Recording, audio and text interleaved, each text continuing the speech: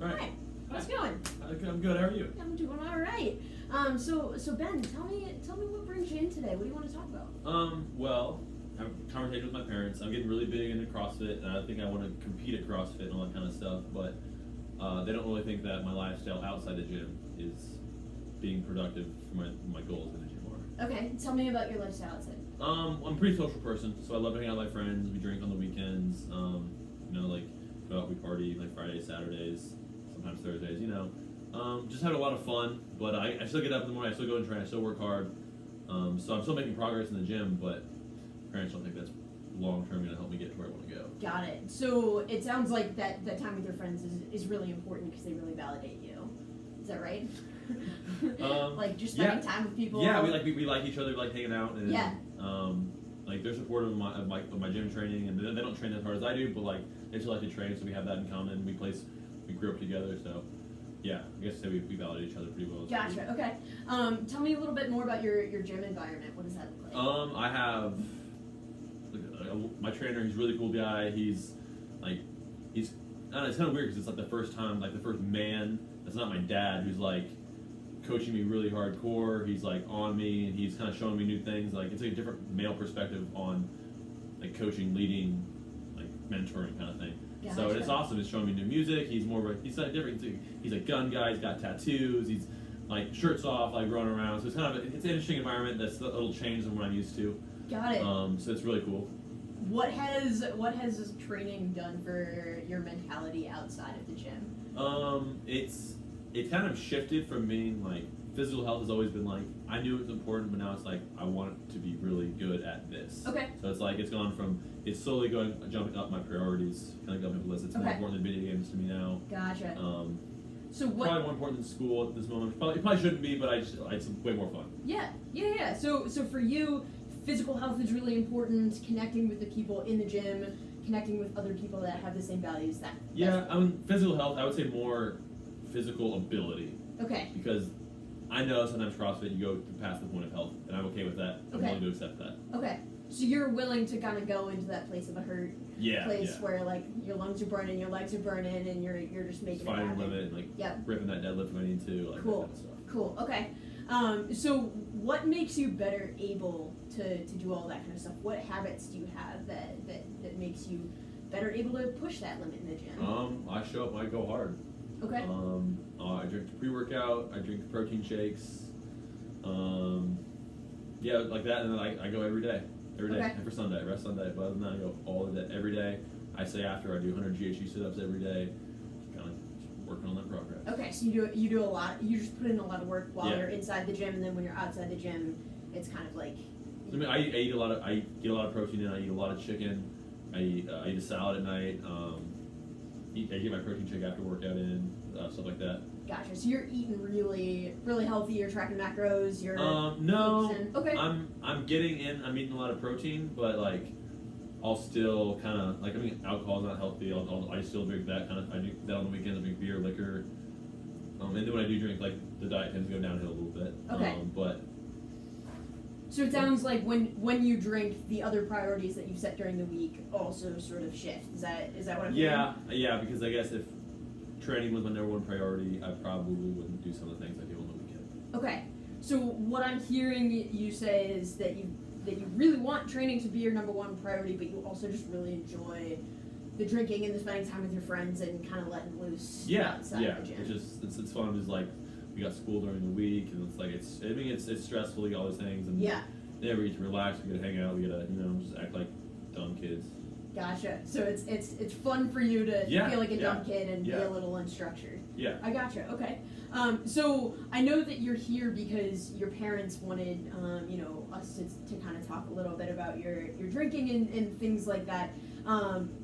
Why does this matter to you, or does it matter to you? Well, me and my parents have a good relationship, so it's not like I'm like upset that they sent me here or anything like that. And I'm always willing to if they say something's a good idea, I'm open to the idea that it's a good idea, or at least to entertain them for it. But can you repeat the question? Yeah, absolutely. So, do you think that your drinking is something that you want to change?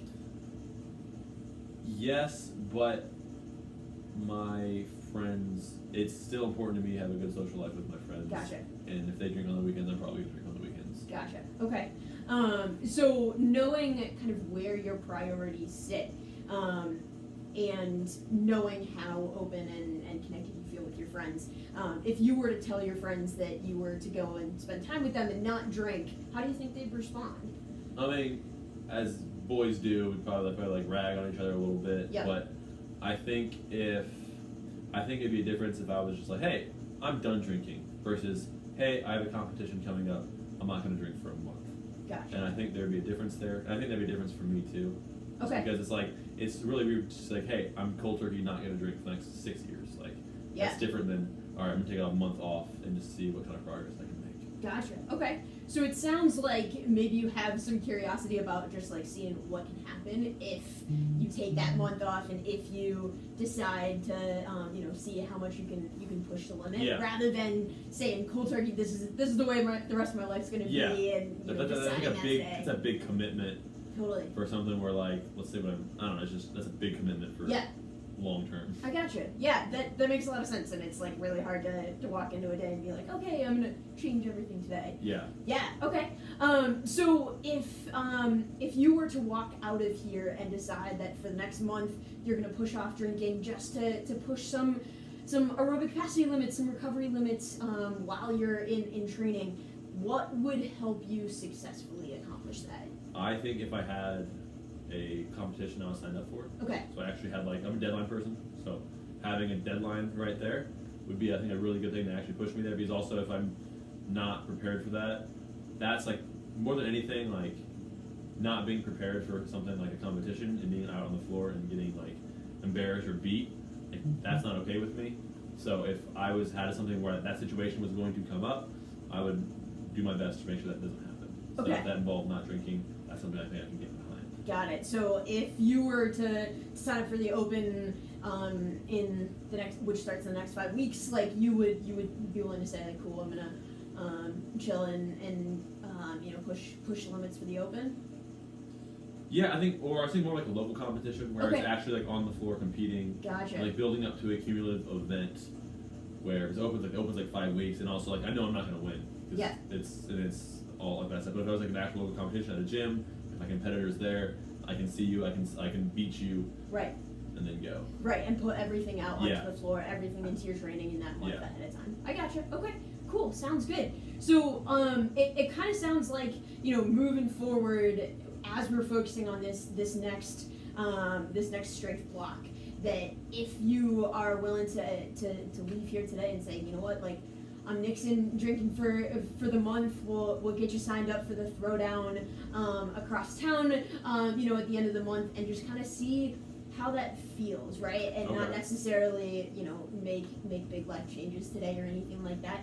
And then, since I'm around the gym, and stuff like that, this doesn't have to be like a one-off conversation. We can keep checking in with each other, and in the same way that like I hold you accountable for your terrible form of your squat, like I'm gonna hold you accountable for this, right? Okay. The more that I see you, I'll check in, and we'll just kind of stay truthful with each other as we go through this. All right, that sounds like a good idea. Cool. If having some accountability would be helpful, and like seeing how I stack up compared to.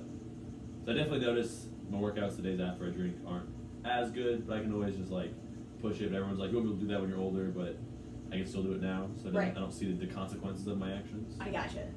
Yeah, and it's hard to change when you don't notice. The Yeah, reason there's, why you're changing. yeah, there's not a reason to change if the bad thing that happens from doing that isn't shown.